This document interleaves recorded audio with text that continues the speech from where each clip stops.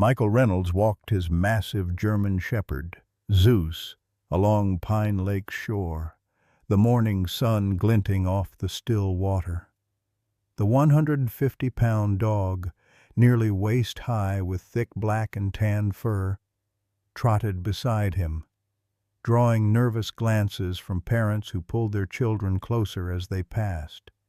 It happened on a Tuesday. 8-year-old Emily Carter vanished from the playground near the water's edge, leaving behind only a single pink sneaker, and questions that echoed through the small Montana town like a scream no one could hear.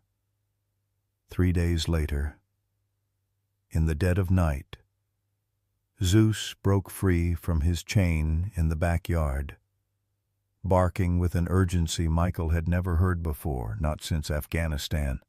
What Michael discovered when he followed his dog to the abandoned hunting cabin deep in Whitaker Woods, the tiny blood-stained handprint on the wall, the collection of children's belongings neatly labeled with names and dates going back 15 years, and Sheriff Whitaker's uniform jacket hanging by the door made his blood freeze in his veins and shattered everything he thought he knew about the town he'd chosen to heal his broken soul. Leave a like and share your thoughts in the comments, along with the city you're watching from now. Let's continue with the story. Pinewood. Montana had once seemed the perfect escape, nestled between towering pines and the crystal waters of Pine Lake.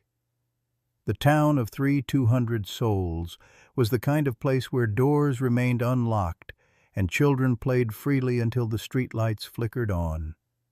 At least, that's what the real estate agent had promised Michael when he'd purchased the old Thornton place on the edge of town 18 months ago. Michael Reynolds stood 6'2" with the rigid posture that 14 years in the Army had permanently etched into his frame. At 42, his dark hair had begun graying at the temples, and the lines around his eyes told stories of things seen that couldn't be unseen. 3 tours in Afghanistan had left him with a purple heart, a persistent limp in his right leg, and nightmares that still jolted him awake most nights, sweat-soaked and reaching for a weapon that wasn't there. Zeus had come into his life 6 months after moving to Pinewood. Sarah, his wife of 12 years and the town's only veterinarian, had called him from the clinic one rainy Tuesday afternoon. "They're going to put him down," she'd said, her voice tight with anger. "He's just scared. Michael, not dangerous." The massive German Shepherd had been confiscated during a raid on an illegal canine training facility 3 counties over. Too aggressive for adoption, they'd said. But Sarah had seen something in the dog's eyes. Sarah Reynolds was everything her husband wasn't: naturally warm, quick to smile, and blessed with the ability to put strangers at ease with just a few words. Her auburn hair was usually pulled back in a practical ponytail, her face free of makeup save for the freckles scattered across her nose and cheeks. The townsfolk had embraced her immediately, while Michael remained the quiet veteran with the scary dog. The Sheriff Tom Whitaker had been the first to warn Michael about bringing Zeus into town. "Dog that size could kill a man," he'd said, eyeing Zeus with a coldness that seemed at odds with his public persona as Pinewood's beloved lawman. At 53, Whitaker had served as sheriff for nearly 2 decades, his silver hair and weathered face appearing on campaign signs every 4 years alongside slogans about protecting Pinewood's traditional values. Little Emily Carter was the 4th child to go missing in the Tri-County area in the past 2 years. The others had been found eventually, but never alive. The morning Emily disappeared had dawned crisp and clear, a perfect late September day, with just enough autumn in the air to hint at the coming change of seasons. Michael had taken Zeus for their usual 6 a.m. walk around Pine Lake, the massive dog padding silently beside him as mist rose from the water's surface. They'd passed Emily's mother, Grace Carter, a haggard-looking woman in scrubs hurrying to her car for an early shift at the county hospital. "Morning, Mr. Reynolds," she'd called, offering a tired smile. "Emily's with my sister at the playground later if your dog wants to say hello. She talks about him all the time." Unlike most children in Pinewood, 8-year-old Emily Carter had never shown fear of Zeus. The first time they'd met, she'd walked right up to the massive shepherd and looked him in the eyes. "He's not scary," she'd announced to her nervous aunt. "He's just big and sad." By noon, Pine Lake Park had filled with families enjoying one of the last warm weekends of the year. Michael sat on a bench watching Zeus, who lay sphinx-like in the grass, his amber eyes tracking the movements of the children with unusual intensity. The dog had been restless all morning, whining at the door, pacing through the house. "He's acting strange today," Michael had texted Sarah. "More alert than usual. Maybe he senses the weather changing," she'd replied. "Or that raccoon is back in the yard." At 2:37 p.m., Zeus suddenly stood, his body rigid, head turned toward the wooded area at the far end of the playground. A low growl rumbled from his chest.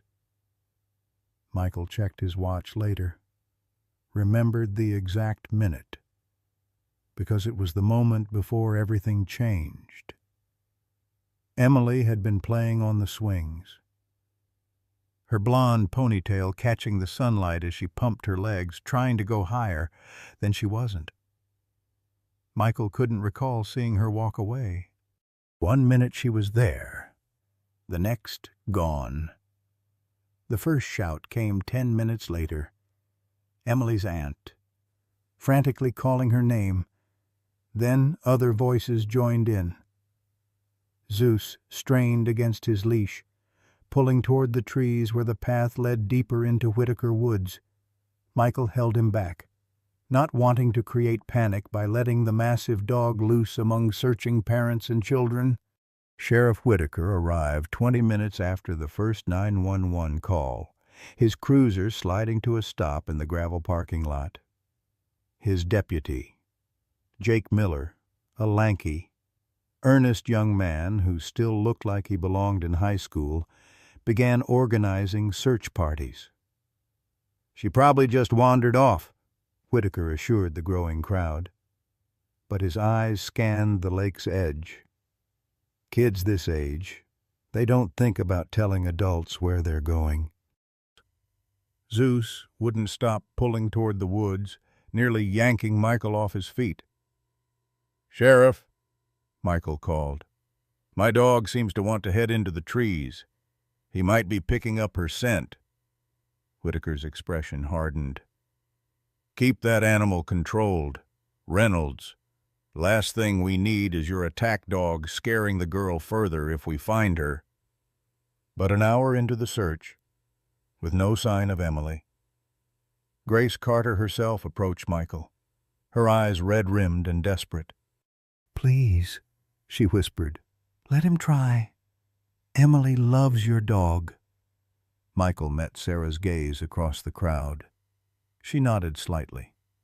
"Zeus, find Emily," Michael commanded. Unclipping the leash, the shepherd took off immediately. Not toward the woods as Michael had expected, but along the lake shore, nose to the ground. Michael jogged behind him, his bad leg protesting with each impact. Zeus stopped at a small inlet, pawed at something half buried in the mud. Emily's teddy bear, the one she carried everywhere, and on its matted fur a dark stain that made Michael's heart sink. When he brought the bear back to the search party, Whitaker took it with gloved hands. "Probably just mud," he said. But his eyes told a different story. "That's blood," Sarah whispered to Michael. "And look, the bear was cut, not torn." The search continued until darkness made it impossible. Flashlights swept through the trees. Voices called Emily's name, each cry a little more desperate than the last. When they finally returned home that night, Zeus sat by the door, whining, refusing to settle. That was when the first accusations started, a whisper campaign moving through Pinewood like a virus. Wasn't Reynolds at the park when she vanished? That dog of his could take down a deer. What about a little girl? They say he's not right in the head since the war. Michael heard none of this directly, but saw it in the sidelong glances, the conversations that stopped when he entered the general store, the way parents suddenly appeared to shepherd their children inside when he walked Zeus down Main Street. But he couldn't focus on that now. Emily was still missing, and somehow Michael knew Zeus was the key to finding her. 3 days into the search, hope began fading like the autumn daylight. The FBI had arrived, setting up a command center in Pinewood's small community hall. Volunteers still combed the woods, but their faces had grown grim, conversations muted. Everyone knew what the statistics said about missing children and time. Michael hadn't slept more than a few hours since Emily disappeared. Each night, Zeus grew increasingly agitated, scratching at the door, pacing between windows, emitting low whines that set Michael's teeth on edge. On the third night, well past midnight, the dog's behavior reached a fever pitch. Zeus threw himself against the back door with such force that the frame cracked. "What is it, boy?" Michael whispered, fumbling for the light switch. Zeus stood at attention, his massive body quivering with tension, eyes fixed on Michael with an intensity that sent a chill through him. Against Sarah's protests, Michael clipped on Zeus's leash. "He knows something. I need to follow him." "It's the middle of the night," Sarah argued, wrapping her robe tighter around herself. "Let me call Sheriff Whitaker."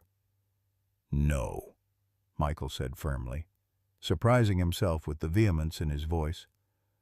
"No law enforcement. Not yet." The night air bit at his face as Michael followed Zeus into the darkness. The dog moved with purpose, no longer straining at the leash but leading deliberately, stopping occasionally to ensure Michael kept pace. They headed deeper into Whitaker Woods, away from the areas already searched thoroughly by volunteers. Michael's flashlight carved a narrow path through the darkness, catching on bare branches and rocky outcroppings. After nearly an hour of walking, Zeus suddenly stopped, his body rigid. Ahead, barely visible through the trees, stood a small hunting cabin. No lights shone from within. But something about the place raised the hairs on the back of Michael's neck. "What is this place?" he murmured. No one had mentioned a cabin during the search coordination. Zeus growled low in his throat, eyes fixed on the dark structure. Michael approached cautiously, one hand restraining the dog, the other gripping his flashlight like a weapon. The cabin appeared abandoned, windows grimy, porch sagging, yet something felt recently disturbed. Fresh tire tracks cut through the mud beside the building. Michael tested the door. Locked. Zeus circled to a window, standing on his hind legs to peer inside, whining with increased urgency. Michael directed his flashlight through the dirty glass, revealing a Spartan interior, a table, chairs, a wood stove. Nothing unusual. Then Zeus darted around to the back of the cabin. Following, Michael discovered a cellar door, padlocked but with fresh scratches around the lock. Zeus pawed frantically at the doors, a high-pitched whine escaping him. Michael's heart pounded as he examined the lock. After a moment's hesitation, he picked up a nearby rock and brought it down hard on the rusted hasp. It took 3 blows before the metal gave way. The smell hit him first, damp earth and something chemical, like antiseptic. Zeus bounded down the dark stairs, disappearing into the blackness. Michael followed, flashlight revealing rough wooden steps descending into a room much larger than the cabin above would suggest. What Michael saw made his blood run cold. One wall was covered with photographs. Children's smiling school portraits next to images of the same children looking fearful, disoriented. Emily's picture was there, her first-grade photo beside a Polaroid taken recently, her eyes wide with terror. Next to these, a corkboard displayed maps of Pinewood and surrounding areas, routes marked in red, X's placed at various locations. A child-sized cot stood in one corner, restraints dangling from its frame. Nearby, a medical cabinet held rows of labeled vials and syringes. On a workbench lay various items belonging to children backpacks, toys, clothing each meticulously tagged. Michael's hand trembled as he picked up a small pink jacket with Emily embroidered on the pocket. Zeus sniffed it, then moved to a heavy door at the rear of the cellar, scratching frantically. Before Michael could investigate further, headlights swept across the cabin above, the sound of vehicles approaching cutting through the night silence. Zeus growled, hackles rising. Michael grabbed Emily's jacket and a notebook lying open on the workbench, then hurried up the stairs, pulling Zeus behind him. They barely made it into the cover of trees before 2 vehicles pulled up Sheriff Whitaker's patrol SUV and a black pickup truck Michael didn't recognize from his hiding place. Michael watched as Whitaker and 2 men exited their vehicles. One carried a duffel bag, the other something over his shoulder that made Michael's heart stop, a small figure wrapped in a blanket. "Get her inside quickly," Whitaker ordered. "The new buyer's arriving tomorrow. She needs to be ready." Michael clutched Zeus's muzzle to keep him silent, his mind racing. He needed evidence, needed help. But who could he trust in Pinewood now? Dawn was breaking as Michael arrived home, Zeus at his heels. Sarah was waiting on the porch, her face tight with worry. "Where have you been? I was about to call—" "Not Whitaker," Michael interrupted, pulling her inside and locking the door behind them. "Never Whitaker." He spread the notebook and Emily's jacket on the kitchen table. The notebook contained dates, names, locations, records of children taken stretching back years. "My God," Sarah whispered, turning pages with trembling fingers. "Emily is just the latest." "I saw them," Michael said, voice hollow. "Whitaker and 2 others. They had someone with them child-sized. I think it was Emily, still alive." "We need to go to the state police," Sarah said, reaching for her phone. "With what, a stolen notebook and a jacket, they'll talk to Whitaker first. He's the sheriff. We'll be arrested for interfering with the investigation. And Emily will disappear forever." A knock at the door made them both freeze. Zeus growled, moving protectively in front of Sarah. Michael approached cautiously, peering through the peephole. Deputy Jake Miller stood on the porch, alone, shifting nervously from foot to foot.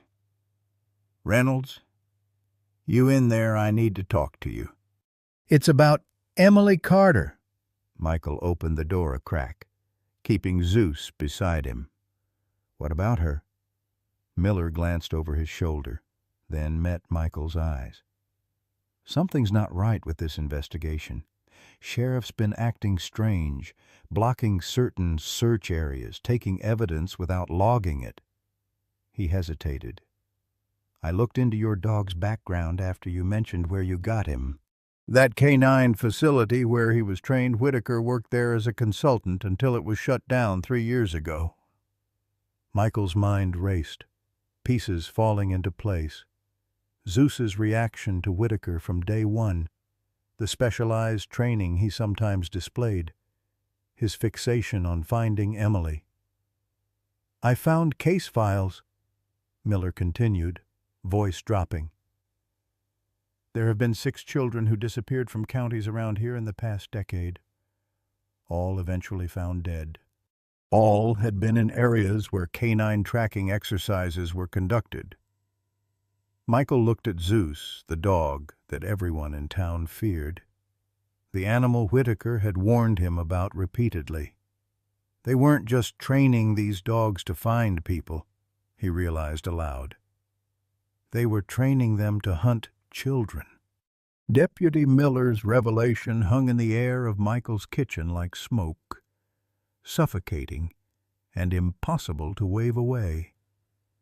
Sarah sat at the table, her fingers still resting on Emily's pink jacket, her face drained of color. "You need to tell me everything," Michael said, gesturing for Miller to sit. Zeus positioned himself between the deputy and Sarah, amber eyes watchful but no longer hostile. Miller removed his hat, revealing close-cropped brown hair and a forehead beaded with sweat despite the cool morning. "I've only been with the department for 14 months, he began. "Came here from Portland PD, wanting something quieter." A bitter laugh escaped him. "Whitaker seemed like a good boss at first, tough but fair, respected in the community." "When did you start noticing things weren't right?" Sarah asked. "Little things at first. Evidence bags that disappeared before processing. Search grids that changed without explanation. Then Emily went missing, and it was like watching a choreographed dance. Whitaker knew exactly which areas to focus on, which to avoid." Miller twisted his hat in his hands. 2 nights ago, I followed him after his shift. He drove to a storage facility in Henderson County, met with 2 men I've never seen before. Michael spread the notebook on the table. "Names in here match missing children cases." Miller nodded grimly. 6 that I've confirmed, all initially investigated as runaways or parental abductions, all eventually found within a 10-mile radius of Pinewood, but only after— he swallowed hard— only after they were no longer alive. "And Whitaker's connection to the K-9 facility," Michael pressed. "Blackwater K-9 Academy," Miller said.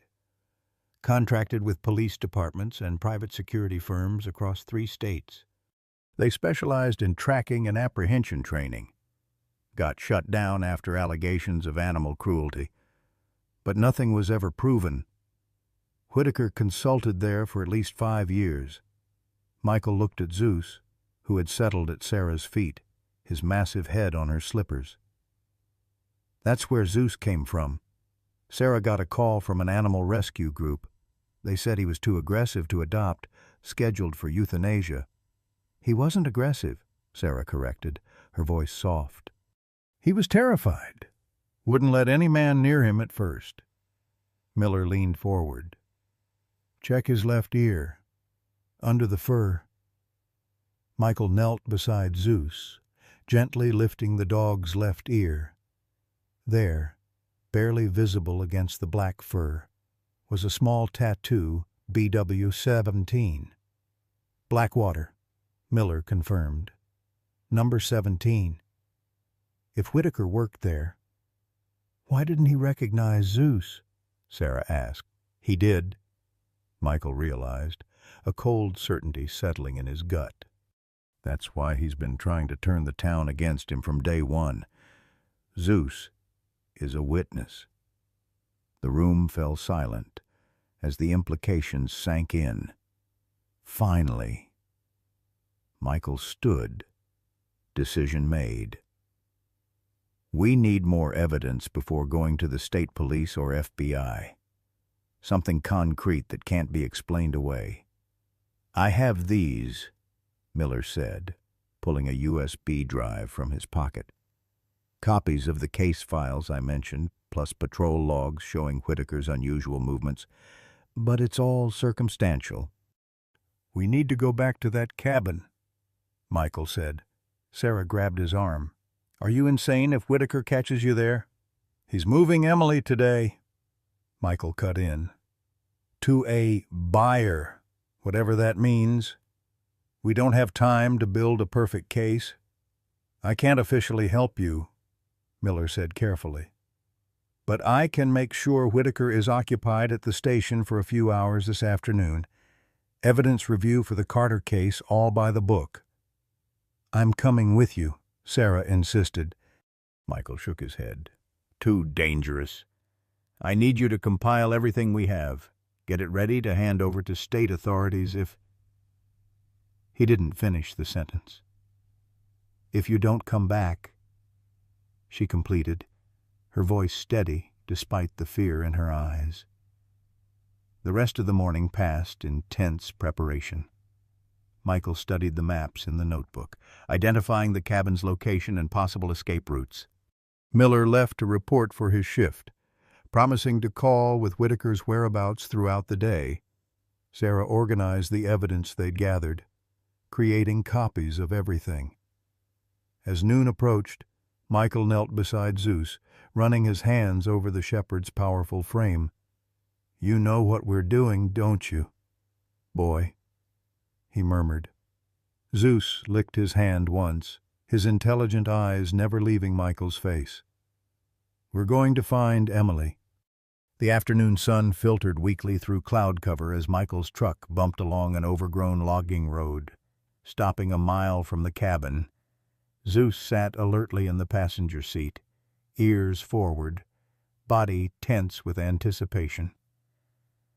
Michael checked his phone one last time. A text from Miller confirmed Whitaker was at the station, reviewing evidence with the FBI team.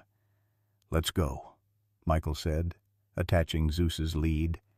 They moved through the forest quietly, Michael's military training returning in the careful placement of each step, the constant scanning of his surroundings. Zeus matched his stealth, the massive dog moving with surprising grace through the underbrush. When the cabin came into view, Michael stopped, observing. No vehicles were visible, no movement detected. Still, caution made him circle the perimeter twice before approaching. The cellar doors hung open now, their broken lock removed entirely. Michael descended the stairs slowly, Zeus leading the way. The cellar had been partially cleared out, the photos and maps gone. The cabinet emptied, but signs of hasty departure remained. Drawers left open, scraps of paper on the floor, a child's sock under the cot. Michael photographed everything with his phone, then began a methodical search for anything overlooked. In a trash can, he found crumpled paperwork, invoices from Blackwater K-9 Academy to the Pinewood Sheriff's Department, requisitioning training subjects and specialized equipment. The dates corresponded with several disappearances. Another discovery made his heart race, a calendar marked with locations and dates. Today's date was circled, with notation, transfer at Mill Creek Bridge, 1800 hours. Michael texted the information to both Sarah and Miller, adding, "Need backup at Mill Creek Bridge before 6 p.m. Emily being moved." As he prepared to leave, Zeus suddenly froze, head tilted toward the stairs. A second later, Michael heard it too, the crunch of tires on gravel above. "Hide," he whispered to Zeus, directing the dog beneath the cot with a hand signal. Michael himself slipped behind a storage shelf, gun drawn. He'd borrowed Miller's off-duty weapon, praying he wouldn't need to use it. Footsteps overhead. 2 sets, maybe 3. Male voices, too muffled to decipher words. Then the cellar doors creaked, and light footfalls descended the stairs. "Check for anything we missed," came a voice Michael didn't recognize. "Whitaker will have our heads if there's anything connecting this place to the department." "It's clean," replied another man, "except for that broken lock." "Who the hell was out here?" "Probably just kids. Place has been abandoned for years. Officially." The men moved around the cellar, opening drawers, checking corners. One passed within 2 feet of Michael's hiding place. "What about the girl?" asked the first voice. "In the truck. Sedated. Buyers meeting pushed to 7:30. Some delay on their end." "Good. I'm not hanging around here any longer than necessary. Place gives me the creeps." Just as the men seemed ready to leave, disaster struck. A beam of sunlight penetrated the dusty cellar window, illuminating Zeus's hiding place. One amber eye reflected the light, catching the attention of the nearer man. "What the—" He dropped to his knees, peering under the cot. Jesus Christ! Zeus exploded from beneath the cot with a snarl. 150 pounds of muscle and fury launching at the man, who screamed and fell backward. The second man pulled a weapon, but Michael was already moving, tackling him from behind. The gun discharged, the bullet embedding itself in the ceiling as both men crashed to the floor. What followed was chaos. Michael struggled with the armed man, while Zeus kept the other pinned in the corner, massive jaws hovering inches from the terrified man's throat. Michael managed to disarm his opponent, but took a hard blow to the temple that sent him reeling. As his vision blurred, he saw the man break free, racing up the stairs. "Zeus, hold!" Michael commanded, staggering to his feet. The dog maintained his position, growling whenever his captive shifted. Michael stumbled up the stairs in pursuit of the fleeing man, emerging into bright sunlight that intensified his dizziness. Ahead, a black pickup truck was parked beside the cabin. The man had reached it, was fumbling with keys. Michael raised Miller's gun. "Stop! Where's Emily?" The man turned, and for the first time, Michael recognized him. Mark Lawson, a deputy from the neighboring county. Someone he'd seen at town events with Whitaker. "You're making a mistake, Reynolds," Lawson called. "You have no idea what you're involved in." "Where is she?" Michael advanced, weapon steady despite his throbbing head. "In the truck. But you'll never make it out of these woods alive if you take her." A cold smile spread across Lawson's face. "Whitaker's got half the force in his pocket, plus friends you've never met." "I'll take my chances," Michael replied. "Toss the keys." Slowly. Lawson's hand moved toward his pocket. Then suddenly he was holding another weapon, small but deadly. Michael fired first, hitting Lawson in the shoulder. The deputy went down, cursing, his own shot going wild. Michael kicked Lawson's gun away, then zip-tied his hands using a restraint from his pocket, a precaution he'd taken before leaving home. Only then did he approach the truck, heart hammering in his chest. In the back seat, wrapped in a blanket, lay Emily Carter. For one horrible moment, Michael thought she wasn't breathing. Then her chest rose slightly, and relief flooded through him. She was pale, unnaturally still. An IV line taped to her small arm connected to a bag of clear fluid. Michael gently removed the IV, then wrapped her more securely in the blanket. "Emily, can you hear me? It's Mr. Reynolds, Zeus's dad." Her eyelids fluttered, but didn't open. He carried her to his hiding place behind the cabin, then returned to secure Lawson in the cab of the pickup, using more zip ties and the man's own belt. Back in the cellar, he found Zeus still holding the second man at bay. "Good boy," Michael praised, securing this captive as well. As he worked, he noticed a familiar tattoo on the man's forearm, BW, in the same style as Zeus's marking. "You worked at Blackwater," Michael realized aloud. The man spat on the ground. "You have no idea what you're messing with, soldier boy." "Try me," Michael replied coldly, tightening the restraint until the man winced. "Children make the best training subjects," the man said, a disturbing gleam in his eye. "They're unpredictable. They move differently than adults. If a dog can track a terrified child, it can track anyone." Michael fought the urge to strike him. "So you kidnap kids to train dogs?" A chilling smile. "That's just where it started. Turns out there's a market for both the specialized canines and the training subjects themselves. Two revenue streams." Michael felt physically ill.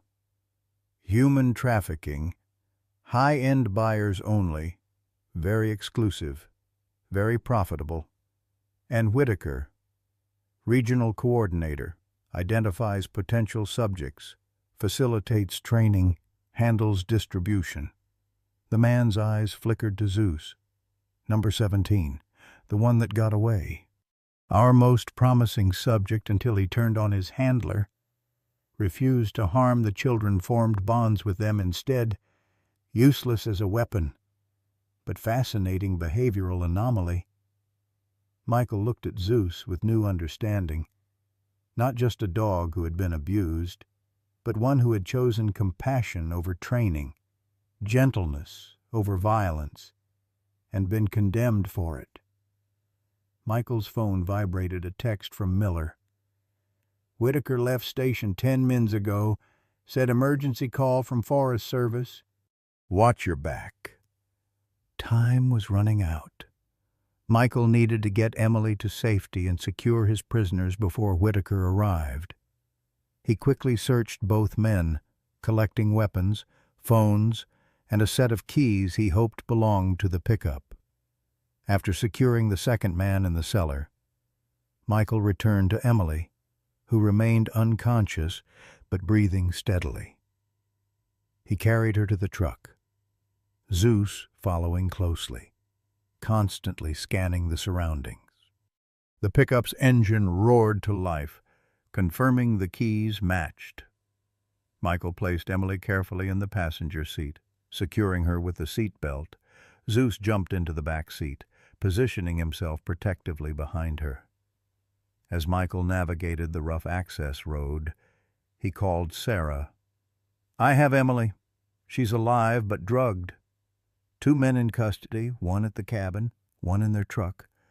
I'm heading to the main road." "Thank God," Sarah breathed. "I've contacted the FBI agent in charge, Agent Donnelly. Gave her everything we have. She's mobilizing a team, but it will take time. Tell her Mill Creek Bridge. That's where the handoff was supposed to happen. Whitaker might still show up there with the buyers.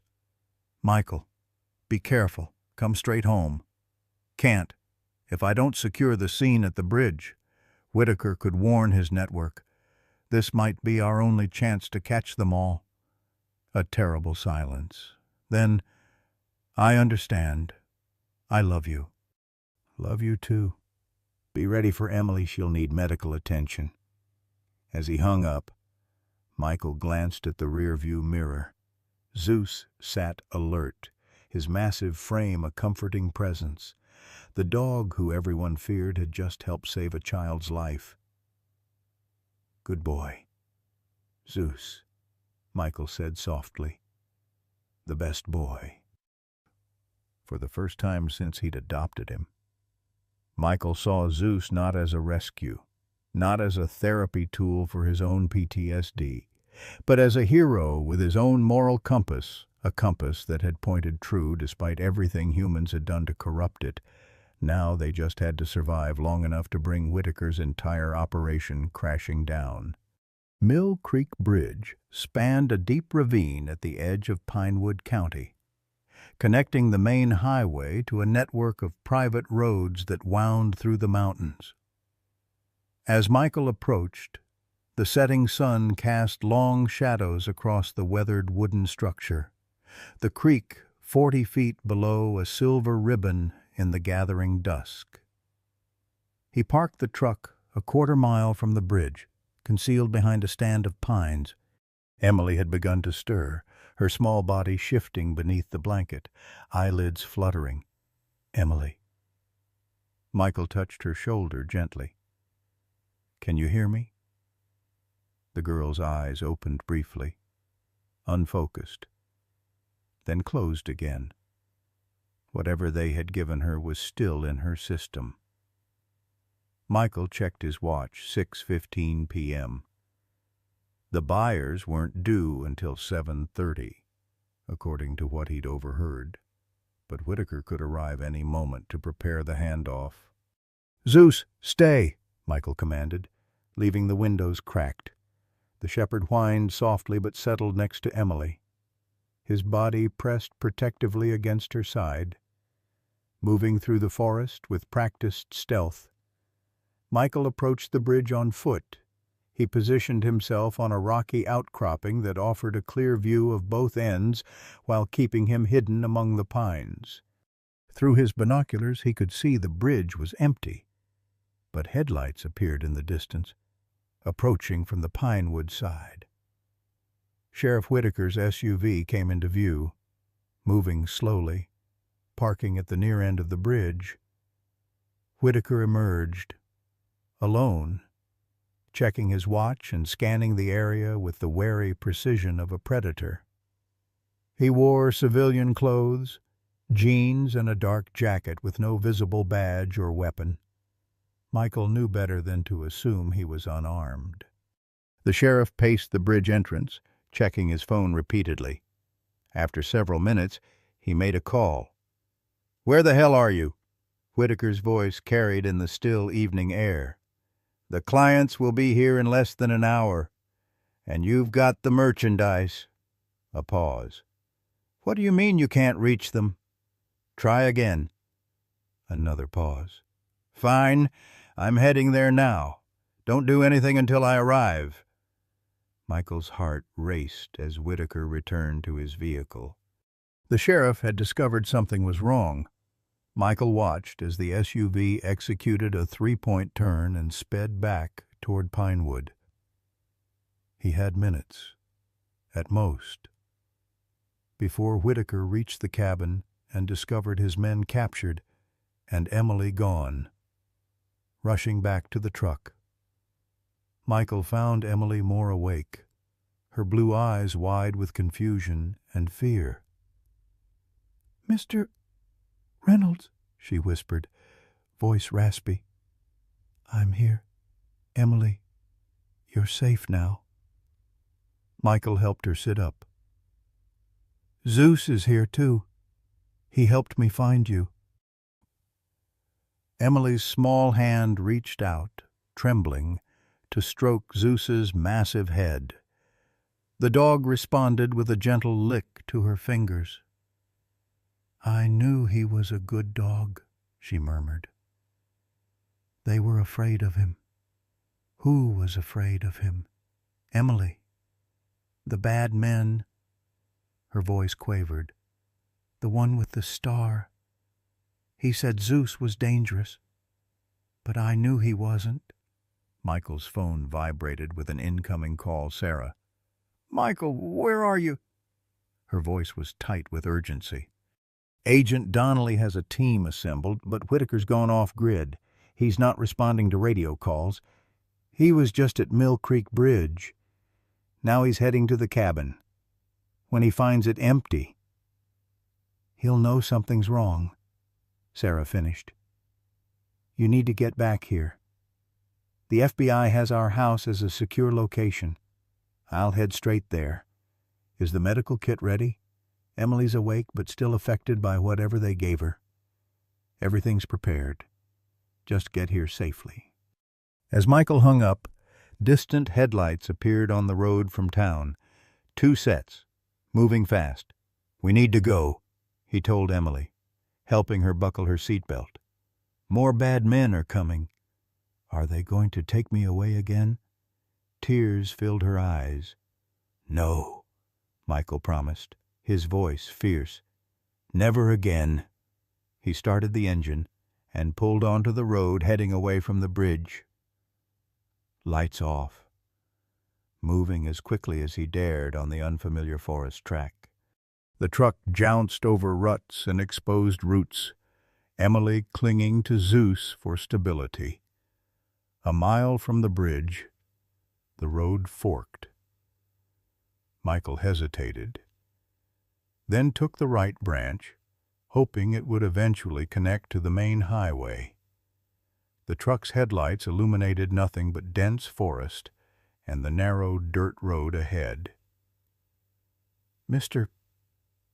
Reynolds," Emily said suddenly, "I know this road. The sheriff brought me this way before." Michael glanced at her. "Do you know where it goes?" She nodded, eyes wide. "To the training place, where the dogs are."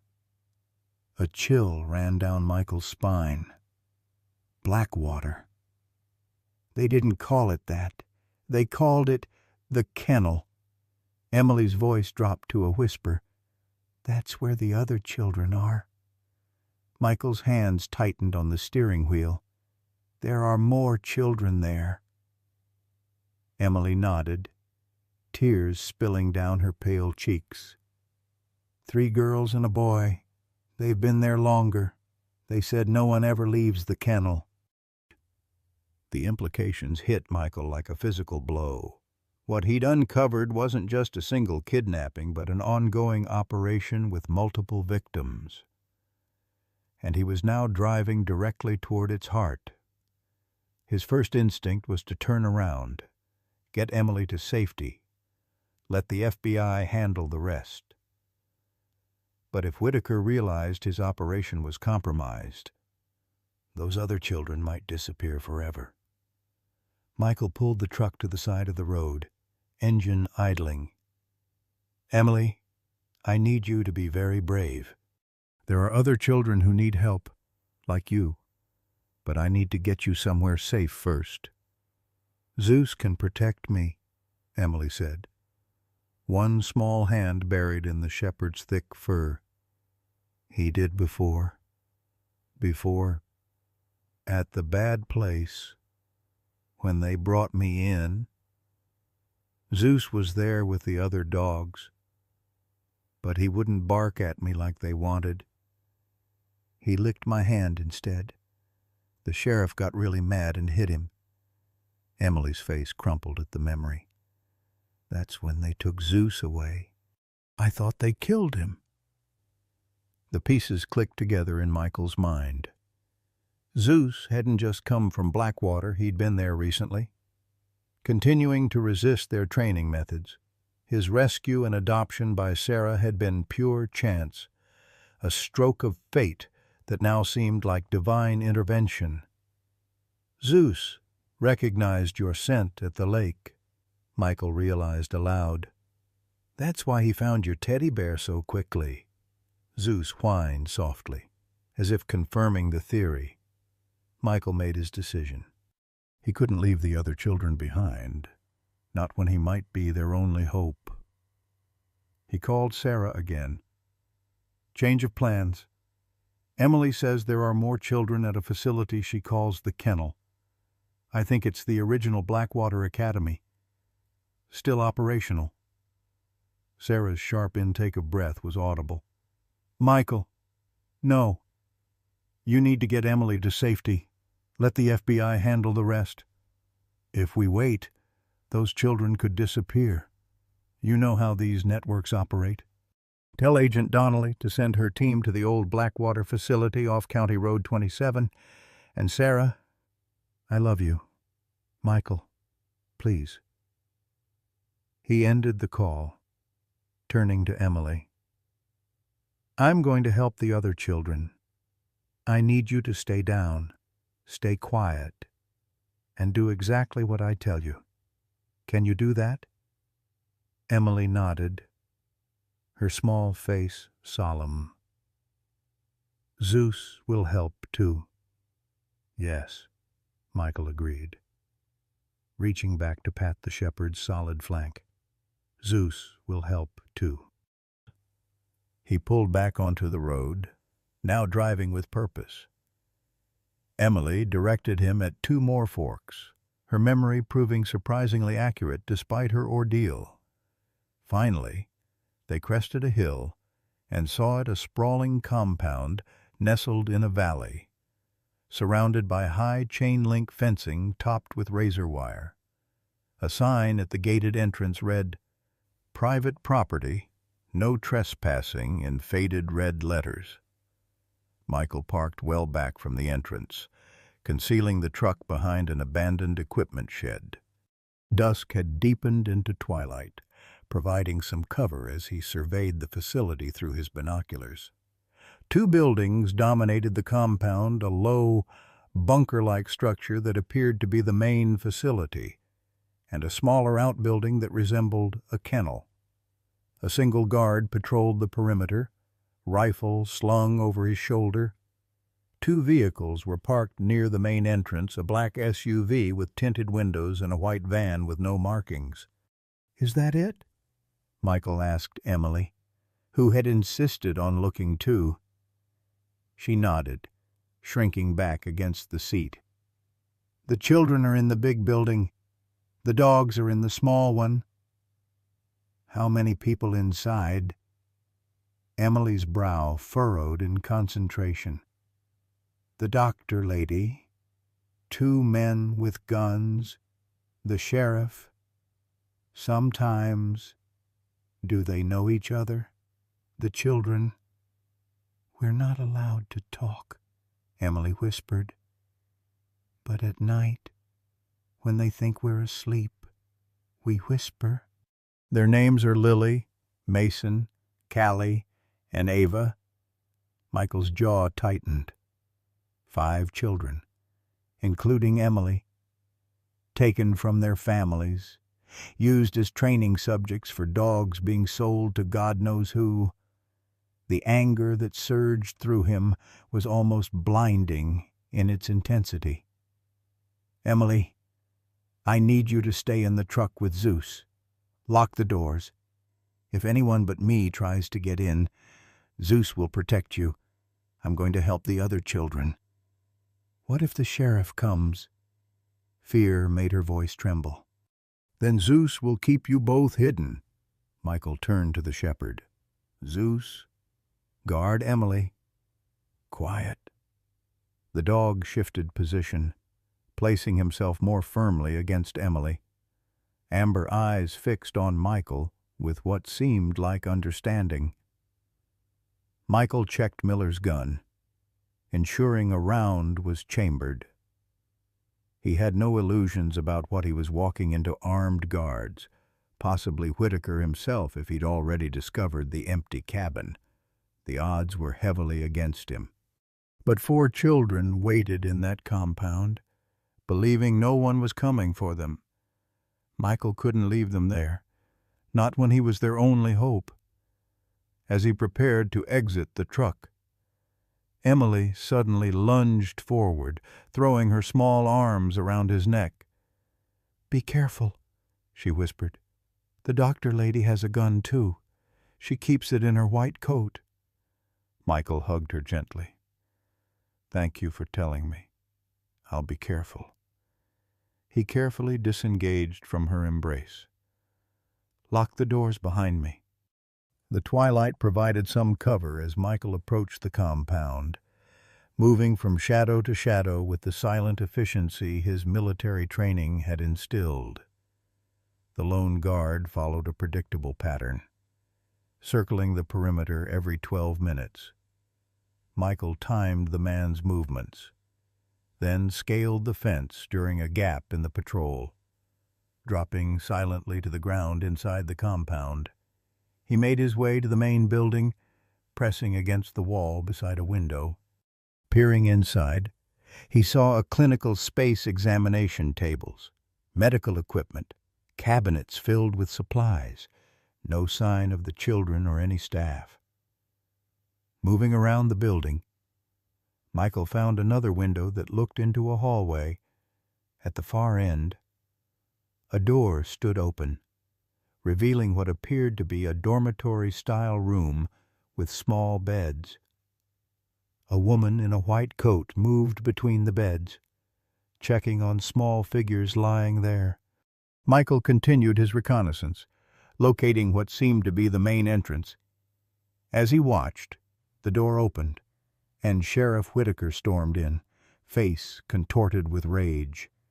Through the briefly open door, Michael could hear his angry voice. "Completely compromised, Reynolds has the girl and 2 of our men. We need to move the rest immediately."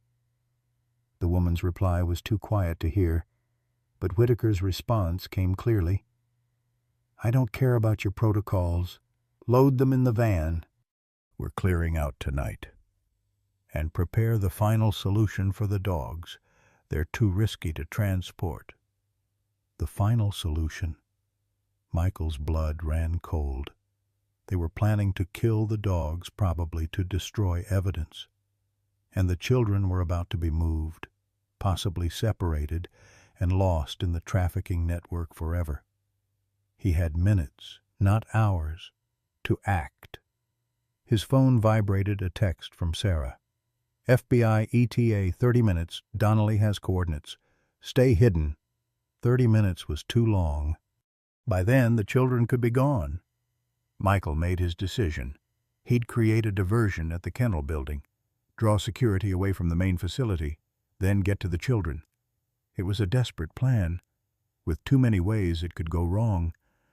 But it was the only chance those children had. As he moved toward the kennel building, a familiar sound stopped him cold, a low, rumbling growl that he would recognize anywhere. Somehow, impossibly, Zeus stood 20 feet away, hackles raised, teeth bared. Michael's heart sank. The dog had abandoned his post guarding Emily, leaving her alone and vulnerable. But before he could react, Zeus darted past him toward the main building, stopping at a ground-level window Michael hadn't noticed, pawing at it urgently. Michael approached cautiously, peering through the glass, his breath caught in his throat. Below ground level, in what appeared to be a basement room, 4 small figures huddled together on thin mattresses. The children. Zeus hadn't abandoned his post. He'd come to show Michael where to find them. Michael crouched beside Zeus, heart pounding against his ribs as he assessed the basement window. It was small, barely 18 inches square, set into the concrete foundation with rusted metal frames. Inside, the 4 children sat huddled together on thin mattresses, their faces pale and drawn in the harsh fluorescent light. None of them could be older than 10. "Good boy," Michael whispered, resting a hand on Zeus's powerful shoulder. The dog's muscles trembled beneath his touch, a combination of tension and restraint that Michael recognized all too well. A sudden, horrible thought struck him. Where was Emily? Had Zeus truly left her alone in the truck, or had something happened to force him away? Michael pulled out his phone, prepared to call Sarah, when Zeus suddenly went rigid, ears forward, a low growl rumbling in his chest. Footsteps approached from around the corner of the building. Michael pressed himself against the wall, pulling Zeus with him into the deepening shadows. A guard passed, not the perimeter patrol Michael had observed earlier, but a new one, carrying a semi-automatic rifle with practiced ease.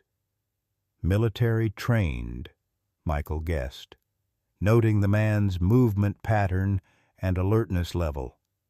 When the guard had passed, Michael risked another glance through the basement window. One of the children, a small boy with dark hair, had noticed them. His eyes widened, fixed on Zeus with recognition. The child nudged the girl beside him, who looked up. When she saw Zeus, tears immediately filled her eyes. She mouthed something that looked like doggy, one small hand reaching toward the window. Zeus whined softly, paws shifting on the ground as if he wanted to dig through the earth to reach them. These weren't just random children to the shepherd. He knew them, had formed bonds with them during his time at Blackwater. Despite whatever training methods had been used, Zeus had chosen compassion over compliance, protection over aggression. Michael's resolve hardened. He couldn't wait for the FBI. Every minute that passed increased the risk that Whitaker would transport the children, or worse, implement whatever final solution he had mentioned for the dogs. "Zeus, back to Emily," Michael commanded, pointing toward the distant truck. "Guard Emily." The shepherd hesitated, clearly torn between the children in the basement and his charge in the truck. "Go," Michael insisted. "I'll help them." Finally, Zeus turned, slipping away into the darkness with surprising stealth for such a large animal. Michael watched until he was certain the dog was heading back to the truck before turning his attention to infiltrating the building. The basement window was too small for an adult to enter, and likely alarmed. The main entrance was too exposed, with at least 3 armed individuals inside. Michael circled the building, seeking another option. When he spotted a delivery entrance at the rear, a loading dock with a roll-up door and a standard personnel door beside it. As he approached, the personnel door opened. Michael pressed himself against the wall, weapon ready. A woman emerged mid-50s, gray hair pulled back in a severe bun, white lab coat over dark clothing. The doctor lady Emily had mentioned. She lit a cigarette, inhaling deeply, her face illuminated momentarily by the flame. Her expression was one of irritation rather than concern, despite the crisis apparently unfolding inside. Michael weighed his options. He could attempt to subdue her, use her access card to enter the building. But if she was expected back inside quickly, her absence would raise alarms. Instead, he remained hidden, observing. The doctor took a final drag of her cigarette, then crushed it beneath her shoe. As she reached for the door, a voice called from inside. "Dr. Maynard Whitaker needs you.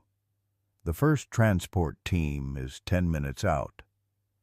"Coming," she replied, her voice unexpectedly soft and cultured, at odds with her role in this nightmare. When the door closed behind her, Michael moved. The loading dock had a security keypad, but the roll-up door itself was standard commercial construction. Michael examined the weather stripping at the bottom edge, finding a small gap where the concrete had cracked and settled. He removed a tactical folding knife from his pocket, working it into the gap, creating enough space to grip the bottom of the door. With carefully controlled strength, he lifted, testing the resistance. The door moved upward a few inches, not locked with a deadbolt, only the keypad mechanism. Michael raised it just enough to slide beneath, then lowered it silently behind him. The loading area was dimly lit and unoccupied, stacked with crates and medical supplies. Michael moved cautiously, listening for movement, weapon ready. A doorway ahead led to a corridor, where voices echoed. "Need to be sedated for transport," a woman was saying. "Dr. Maynard, presumably." "No time," came Whitaker's harsh reply. The helicopter lands in 20 minutes. Grab any records you need and destroy the rest. And deal with those dogs. Now! Some of those animals represent years of investment. They're evidence, Whitaker snapped. Every one of them connected to a missing child case. You want to explain that to the feds if they show up. Their footsteps moved away, leaving Michael in a charged silence. 20 minutes until a helicopter arrived. He needed to reach the children and formulate an escape plan before then. Following signs for Containment Area B, Michael descended a stairwell toward what he assumed was the basement. At the bottom, a keycard reader glowed red beside a heavy door. No way around it. He would need access credentials, as if answering his unspoken problem. The door opened from the inside. A guard stepped through, radio crackling at his hip. Michael acted instinctively, left hand clamping over the man's mouth while his right delivered a precise strike to the throat. The guard collapsed, gasping soundlessly. Michael dragged him back into the stairwell, securing him with zip ties from his pocket and appropriating the man's keycard and radio. The basement corridor was clinically bright, lined with doors bearing numerical designations. Through the window in door B7, Michael saw the 4 children he'd observed from outside, still huddled together on their mattresses. He swiped the keycard, heart sinking when the reader flashed red. Wrong clearance level. The guard had access to the stairwell, but not the containment rooms themselves. From the radio came Whitaker's voice. Team 2, status check on the subjects. Michael pressed the transmit button, pitching his voice to match the unconscious guard's tone as best he could. Subjects secure, sir. No issues. A beat of silence. Then, verify containment protocol. Michael froze. A security challenge he couldn't answer. From the radio, Team 2, respond. Verify containment protocol. The alarm began a moment later, a pulsing tone accompanied by flashing lights in the corridor. Michael abandoned subtlety, using the guard's rifle to smash the window in door B7. The children inside screamed, backing against the far wall. "I'm here to help you," Michael shouted over the alarm. "I have Emily. She's safe. We need to go now." The children stared at him with wide, terrified eyes, unmoving. "Zeus sent me," Michael tried desperately. "The big German shepherd. He's waiting for you." At Zeus's name, the smallest girl stepped forward. "You know Zeus?" "Yes. He's my dog now. He helped me find Emily. And he led me to you." Michael reached through the broken window, trying to unlock the door from inside. But it required a key, not just the latch mechanism. He pulled back, assessing the window frame. Cast iron. Old, but solid. The opening was small, but the children were smaller. "I need you to climb through the window," Michael instructed. "Quickly." "Bad men are coming." The boy Mason, Michael presumed, shook his head. "They'll shoot us. They said they'd shoot us if we tried to leave." "I won't let them hurt you," Michael promised. "But we have to go now. Who can climb through first?" The smallest girl raised her hand tentatively. "I can do it. I'm Ava." "Good. Ava, come here." Michael helped Ava through the window, her tiny body fitting easily through the opening. The other girl followed Callie, according to Emily's information. Lily came next, requiring more help to squeeze through, her face contorted with fear but determined. Mason remained inside, shaking his head. "They'll kill Zeus if we leave. They always punish the dogs when we're bad. Zeus is safe." Michael assured him. "He's with Emily right now. But he sent me to get you too." Before Mason could respond, the stairwell door burst open. 2 guards rushed in, weapons raised. Michael pushed the 3 girls behind him, raising the guard's rifle. "Down!" he shouted to the children, firing a controlled burst that sent the guards diving for cover.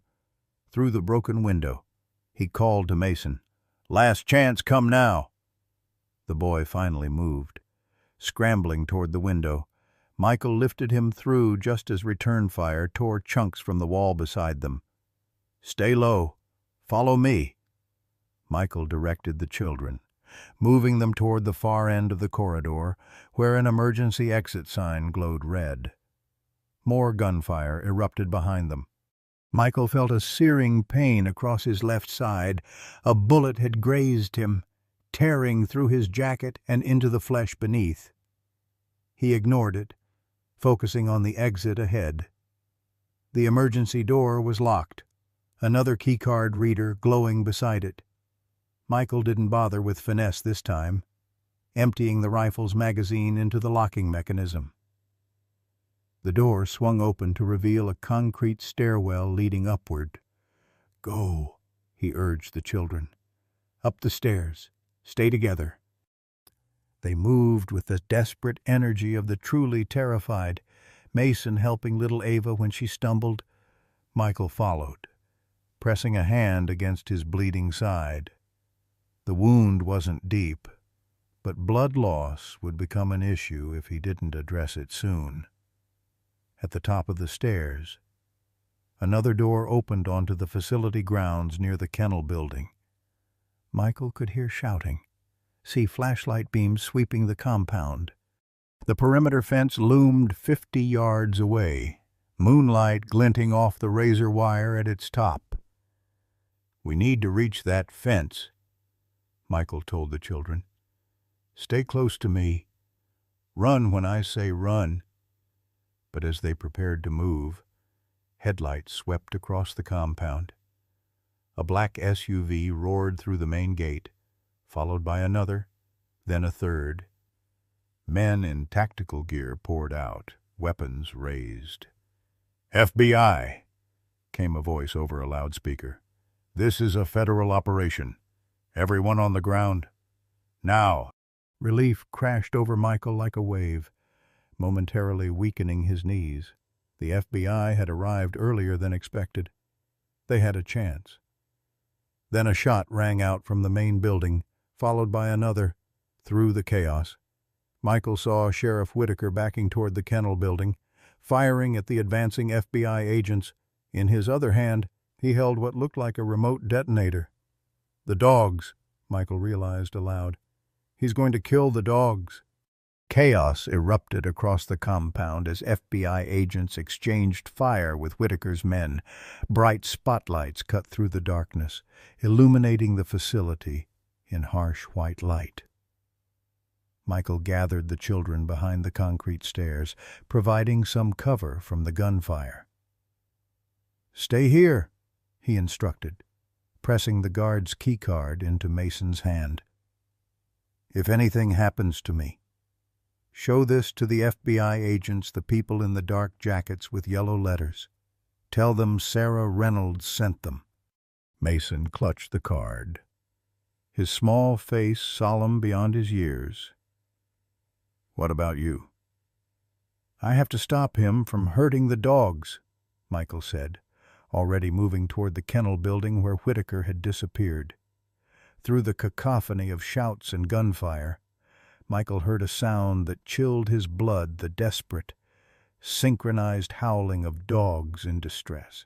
He sprinted across the open ground, keeping low, using vehicles and equipment for cover. His side throbbed where the bullet had grazed him, warm blood soaking his shirt. The kennel building's door hung ajar. Michael approached cautiously, weapon ready, aware he was entering a confined space with a cornered, armed man. Inside, the smell hit him first, the clinical odor of antiseptic barely masking the underlying scent of animals and fear. Rows of cages lined both walls, each containing a dog, German Shepherds, Belgian Malinois, Dobermans, all with the same hunted look in their eyes that Zeus had carried for months after his rescue. At the far end of the room, Sheriff Whitaker stood before a metal cabinet, removing vials and syringes. The detonator Michael had glimpsed earlier sat on a countertop nearby, not explosives, he now realized, but a remote control system for the electronic cage doors. "It's over. Whitaker," Michael called, training his weapon on the sheriff. "The FBI has the compound surrounded. The children are safe." Whitaker turned slowly, his weathered face a mask of cold calculation rather than desperation. "Reynolds, should have known you'd be a problem the moment your wife took in number 17. He gestured toward the cages. "You have no idea what you're interfering with here." "I know enough," Michael replied, advancing cautiously. "Kidnapping children to train attack dogs, selling both on specialized markets, using your position as sheriff to cover it all up." A thin smile spread across Whitaker's face. "Simplified, but essentially correct. Though you've missed the broader implications, this isn't just about profit, it's about advancing the science of behavior modification. These animals can be programmed to respond to specific triggers, to track particular human biochemical signatures. You're experimenting on children to create weapons," Michael said flatly, disgust evident in his voice. "Creating tools for national security," Whitaker corrected, as if explaining to a simpleton. "Do you have any idea how valuable a dog is that can track a specific genetic marker, that can identify and isolate a target based on precise behavioral patterns?" He gestured toward the cages. "Number 17 was our most promising subject before he developed empathy issues." "Zeus," Michael said. "His name is Zeus." Whitaker shrugged. "Names? So sentimental?" His hand moved slightly toward the counter where the remote lay. "You should understand this better than most. Reynolds, military man. These dogs serve a greater purpose. By hunting children." Michael took another step forward, keeping his weapon trained on Whitaker. "Drop the syringe. Move away from the counter. This facility represents 15 years of research." Whitaker continued, ignoring the command. "The children are incidental test subjects only. If one breaks, we acquire another. But these dogs—" His expression showed genuine pride. "These are the real achievement." The dogs had fallen silent, as if sensing the confrontation before them. Their eyes tracked both men, ears forward, alert to every movement. "The FBI will shut this all down," Michael said. "You'll spend the rest of your life in prison." "Perhaps," Whitaker agreed mildly. "But my research won't be lost. Others will continue the work. And these animals," he gestured toward the cages, "they're too compromised to live. Too many connections to missing children. Too much evidence." His hand shot out, grabbing the remote. Michael fired, the bullet striking Whitaker's shoulder, spinning him against the metal cabinet. Vials crashed to the floor, glass shattering, but Whitaker's finger had already pressed the button on the remote. Throughout the room, electronic locks disengaged with simultaneous clicks. Cage doors swung open. Michael expected chaos, 20 trained attack dogs suddenly released. But the animals didn't move, remaining in their cages, watching, waiting. Whitaker straightened, blood soaking his shirt, a feral grin spreading across his face. From his pocket, he removed a small silver whistle. You know what happens next, Reynolds. Even your precious Zeus was conditioned to respond to basic commands. Michael lunged forward, but not fast enough. Whitaker brought the whistle to his lips and blew a sound too high-pitched for human ears. But the effect on the dogs was immediate and terrifying. As one, they emerged from their cages, hackles raised, teeth bared. Years of torturous training had conditioned them to associate that frequency with one command attack. Michael backed toward the door, weapon raised, but unwilling to shoot the animals. These weren't willing attackers, but victims, as much as the children had been. "Down," he commanded sharply, using the training tone that worked with Zeus. "Down." The dogs hesitated, some whining in confusion. They had been trained to attack on the whistle command, but also to respond to authoritative human directives. Internal conflict played across their expressive faces. Obey the training or the command. Whitaker blew the whistle again. Longer this time. Several of the dogs surged forward, driven by conditioning stronger than their hesitation. Instinct took over. Michael dove through the doorway, slamming it shut behind him just as the first dog lunged. Teeth scraped against metal as he engaged the external lock, trapping the dogs inside with Whitaker. A scream erupted from within Whitaker, realizing too late that his control over the animals had limits. The sheriff had become a cornered target for creatures trained to attack without mercy. Michael sagged against the door, the sounds from within making his stomach churn. He'd seen enough combat to recognize death when he heard it. Despite everything Whitaker had done, it was a brutal end. Michael might have tried to help if the children weren't still his priority. He stumbled back toward the stairwell where he'd left them. But the area was now swarming with FBI agents. A medical team was attending to the children, wrapping them in emergency blankets, checking vital signs. "Reynolds." A female voice cut through the chaos. A tall black woman in an FBI tactical vest approached, her badge held up for identification. "Agent Donnelly, your wife briefed us. Where's Whitaker?" Michael gestured toward the kennel building. "In there. Dead. Probably. The dogs." Donnelly signaled to a tactical team, directing them toward the kennel. "We have the compound secured. 4 suspects in custody, including Dr. Charlotte Maynard." "Where's the girl Emily Carter?" "Safe," Michael managed, suddenly lightheaded from blood loss. "In my truck, half a mile east, with my dog." "We'll find her," Donnelly assured him, noticing his bloody shirt. "You need medical attention. Anderson, get the medic over here." "The other children," Michael pressed. "Are they all right?" "Scared but physically unharmed. We'll need your statement, but that can wait until you're patched up."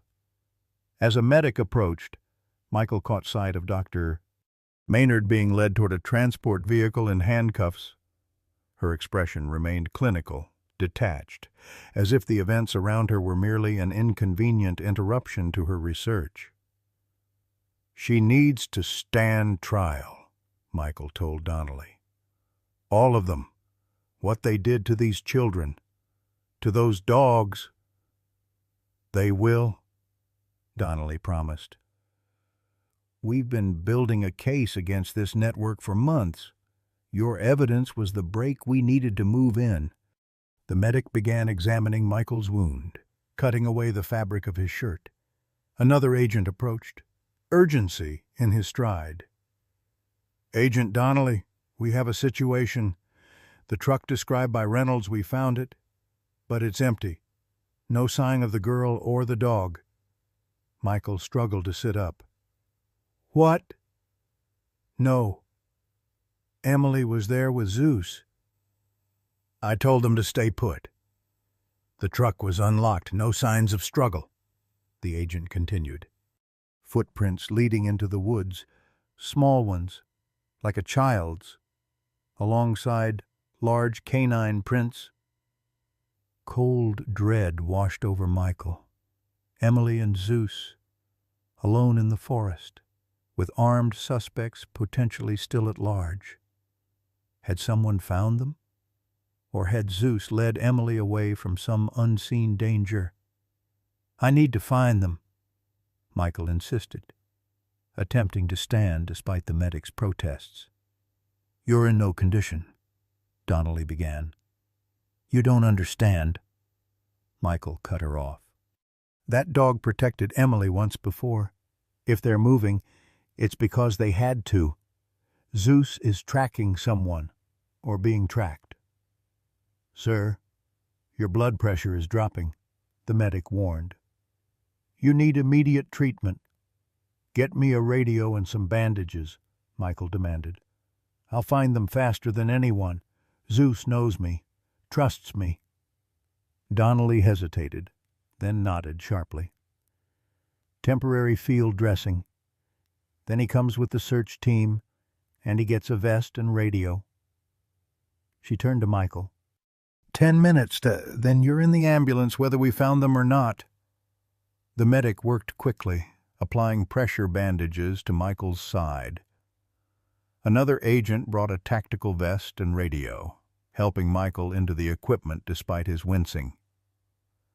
"Search pattern focuses east of the truck's location," Donnelly instructed the assembled team. "Reynolds takes point with Jackson and Torres. Any sign of additional suspects? You call it in immediately, no heroes." As they prepared to move out, a commotion at the compound's gate drew their attention. An SUV screeched to a halt, and Sarah Reynolds emerged, her face pale with worry. "Michael!" she cried, running toward him despite agents trying to intercept her. Donnelly waved the agents off. "Let her through. That's his wife." Sarah reached Michael, taking in his blood-stained appearance with horror. "You're hurt. Where's Emily?" "The agent who called said you found her. She was safe with Zeus in the truck, but they're gone now," Michael explained, holding her arms gently. "We're forming a search team. The other children are safe, all 4 of them." Sarah's professional demeanor asserted itself. "I'm coming with you. Zeus will respond to me, too." "Ma'am," Donnelly began, "this is an active federal operation. I'm a veterinarian," Sarah cut in. "If that dog or any child is injured, you need me. And Zeus knows my voice." Before Donnelly could respond, a radio crackled. "Command, this is Perimeter Team Charlie. We've got something at the north fence line. Large dog trying to dig under the fence. There's a child with him." "Zeus!" Michael and Sarah said simultaneously. The search team redeployed immediately, vehicles racing toward the north perimeter. Michael sat forward in the transport, muscles tense with anticipation and pain. As they approached the fence line, headlights illuminated a massive German shepherd frantically digging at the base of the fence, dirt flying behind his powerful paws. Beside him, Emily Carter sat huddled in the oversized jacket Michael had wrapped her in hours earlier. "Zeus!" "Emily!" Michael called as the vehicle stopped. The shepherd's head whipped around, ears perked forward. Upon recognizing Michael, Zeus barked once, then continued digging with increased urgency. "Something's wrong," Sarah murmured. "He's not just trying to escape, he's alerting." Michael approached cautiously, aware of agents fanning out around the perimeter. "Emily, are you okay?" The little girl nodded, tear tracks streaking her dirty face. "Zeus heard something. He made me run with him. He's trying to help the other doggies." Zeus had dug an impressive hollow beneath the fence, but the concrete footer prevented a complete tunnel. He continued regardless, whining with frustration. "Michael," Sarah said suddenly, going very still. "Listen." In the distance, barely audible above the activity around them, came the sound of vehicles moving through the forest, heavy engines, not FBI or local police. Agent Donnelly raised her radio. "Command, possible additional hostiles approaching from the north. Request aerial support and perimeter reinforcement." Zeus abandoned his digging, positioning himself between Emily and the direction of the sounds, his posture alert but not aggressive, protective.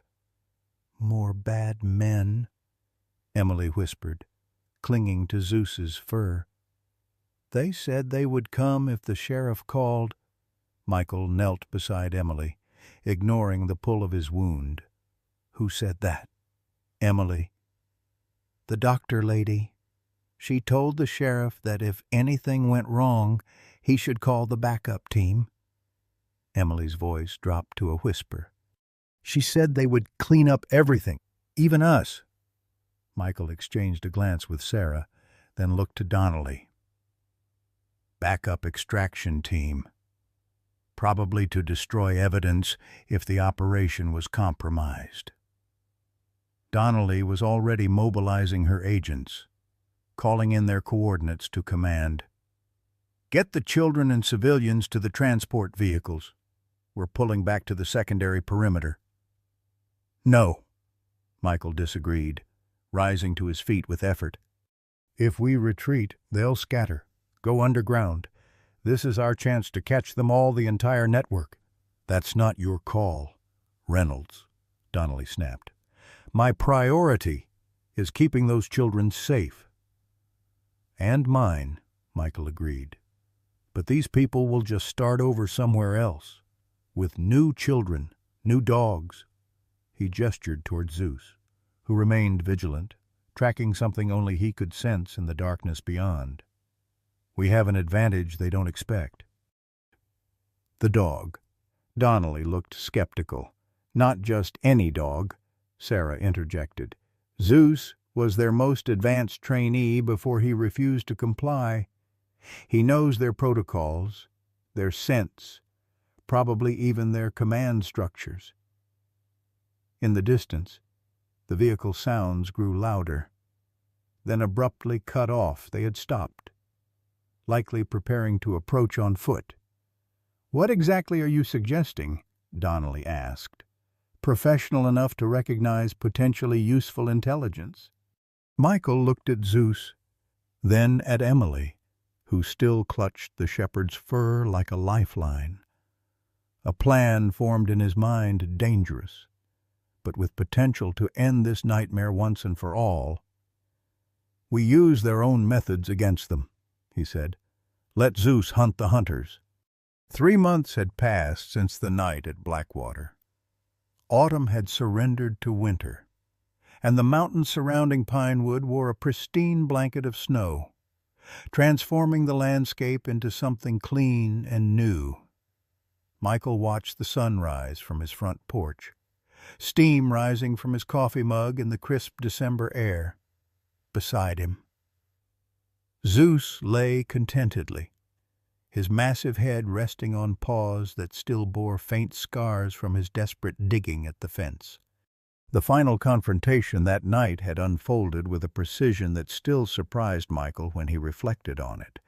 Zeus, equipped with a specialized tactical vest borrowed from the FBI K-9 unit, had led agents to intercept Whitaker's cleanup crew, 6 men with military-grade weapons, and orders to eliminate all evidence and witnesses. The shepherd had moved through the darkness with silent efficiency, identifying hiding positions and approach vectors that the human agents might have missed. When the shooting started, Zeus had remained steadfastly protective of Emily, shielding her with his body until the FBI secured the area. All 6 members of the extraction team were captured alive, valuable intelligence assets who had already provided information on 3 similar operations in neighboring states. The soft creak of the front door announced Sarah's presence before her hand came to rest gently on Michael's shoulder. "They're still sleeping," she said, her voice hushed in the quiet morning. "Even Zeus Jr." Michael smiled at the nickname they'd given to the small stuffed shepherd that Emily now carried everywhere, a replacement for the teddy bear lost during her ordeal. In the 3 months since the raid, Emily had become a fixture in their home. Her Aunt Grace gratefully accepting Sarah and Michael's offer to care for the child while she worked long shifts at the county hospital. What had begun as temporary assistance was evolving into something more permanent, with Grace's blessing. "The adoption paperwork came yesterday," Michael said, turning to meet Sarah's eyes. Grace signed her consent forms. Sarah's smile bloomed slowly, cautiously, as if happiness remained something to be approached with care after everything they'd witnessed. "She really wants us to. She thinks it's for the best. Says Emily hasn't had nightmares since she started staying here." Michael reached for Sarah's hand.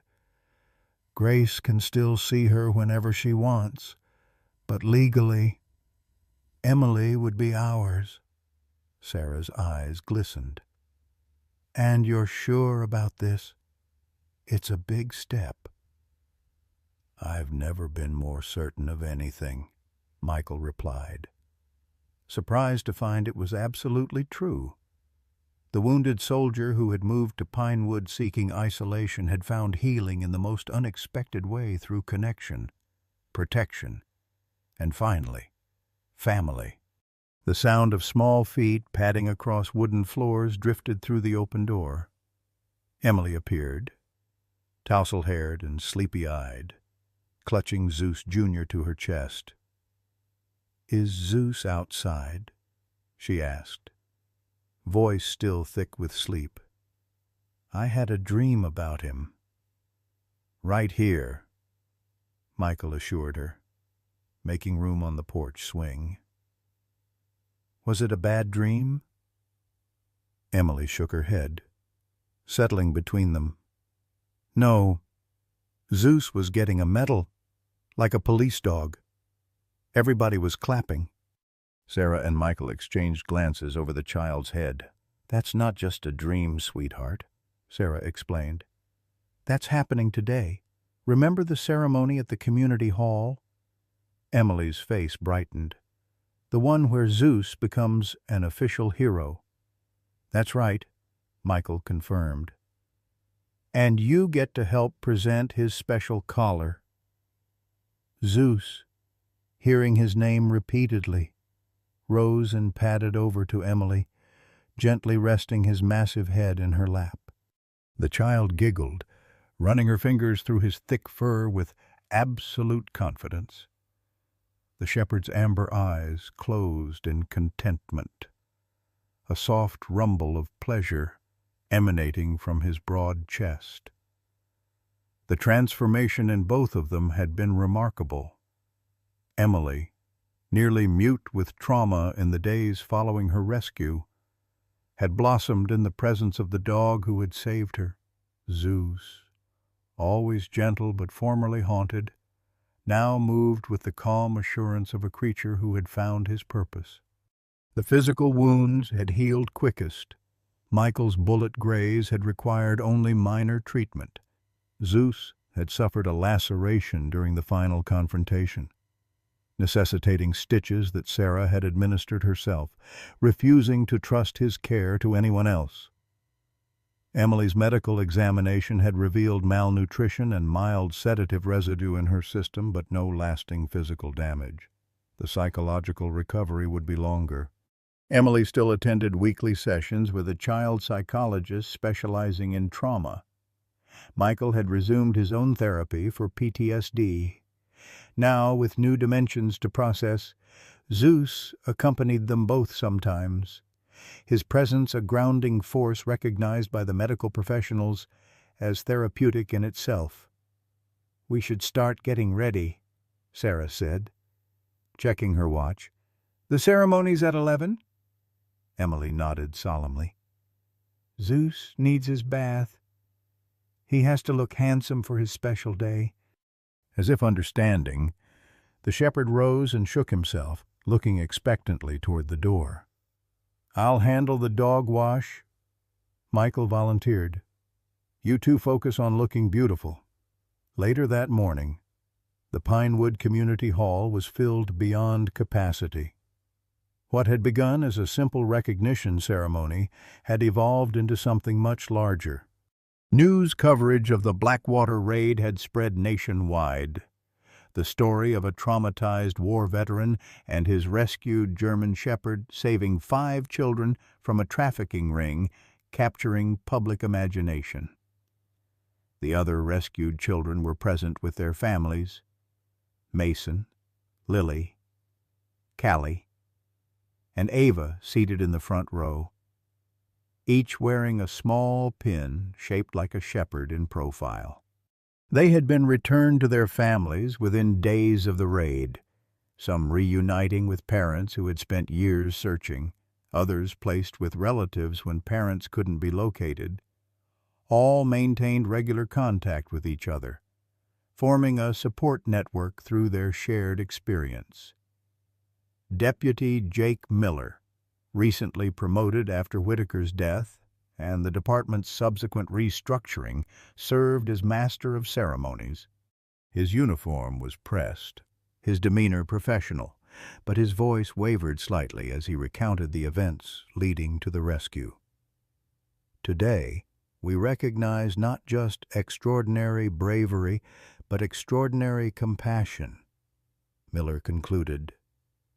"In Zeus, we witness the triumph of innate goodness over the worst kind of training and abuse. In Michael Reynolds, we saw a warrior who found his greatest victory in saving, not taking, lives." And the mayor stepped forward, presenting Michael with a civilian commendation. Then came the moment Emily had been waiting for, the presentation of an honorary K-9 service collar to Zeus. Michael guided both Emily and Zeus to the center of the stage. The shepherd, impeccably groomed and seemingly aware of the occasion's significance, sat with dignified stillness as Emily fastened the special collar around his neck, its polished name tag catching the light. "Zeus is the best dog in the world," Emily announced to the audience, departing from the simple thank you Michael had helped her prepare. "He saved me when I was scared. And now he takes care of me when I have bad dreams. I think he takes care of everybody's bad dreams." A ripple of emotion moved through the crowd. Parents held their children closer. Veterans in attendance nodded in silent understanding of what Emily meant about nightmares and their guardians. After the ceremony, well-wishers surrounded them, many bringing treats for Zeus or drawings from local school children. The shepherd accepted the attention with regal patience, remaining close to Emily's side throughout. "Mr. Reynolds," a quiet voice broke through the crowd. Grace Carter stood nearby, her nurse's scrubs partially visible beneath her coat, having come directly from her shift. "May I speak with you and Sarah privately?"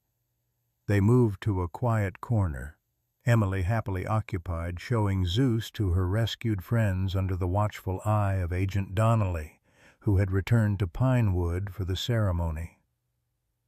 "I've been thinking about Emily's future," Grace began, her exhaustion evident in the shadows beneath her eyes. "About your offer to adopt her." Michael tensed, sensing a change in Grace's demeanor since their last conversation. "We would never want to separate you from Emily. You'll always be her family." "I know that," Grace assured him. "That's actually why I've made my decision. Emily needs stability, security, and that dog—" A small smile touched her lips. I've never seen her so at peace as when she's with Zeus. With you both." "What are you saying?" Sarah asked gently. "I'm saying yes, to the adoption, with one condition." Grace took a deep breath. "That you allow me to remain Aunt Grace, with regular visits.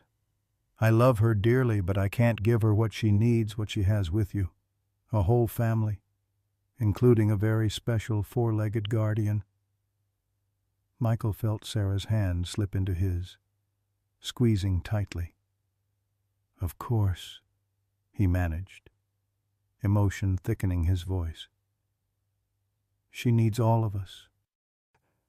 Across the room, Emily laughed at something Agent Donnelly said, her small hand buried in Zeus's fur, the dog's watchful gaze never leaving her, even amid the crowd.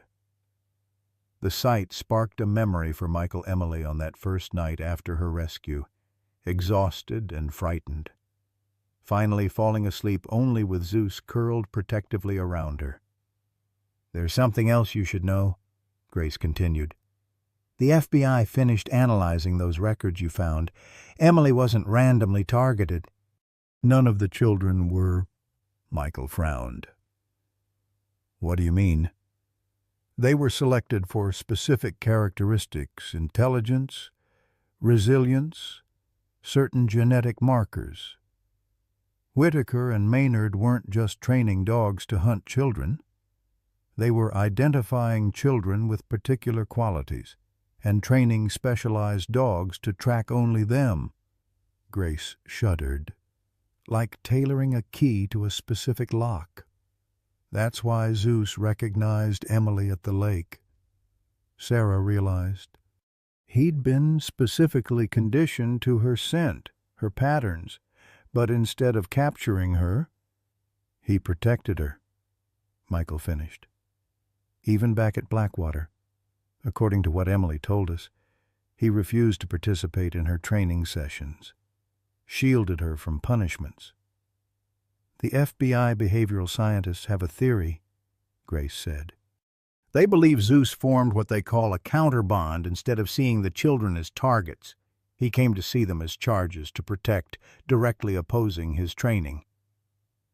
Michael watched as Zeus gently accepted a cookie from Ava, the smallest of the rescued children, taking it with exaggerated care from her tiny fingers.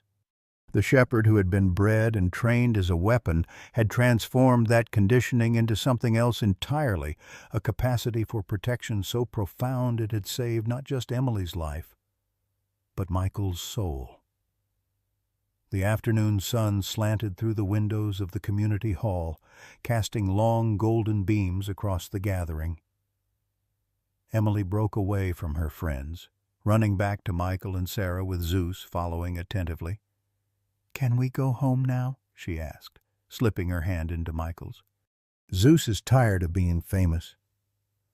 Michael looked down at her upturned face, then at Sarah and Grace, and finally at Zeus, who returned his gaze with intelligent amber eyes that seemed to understand everything.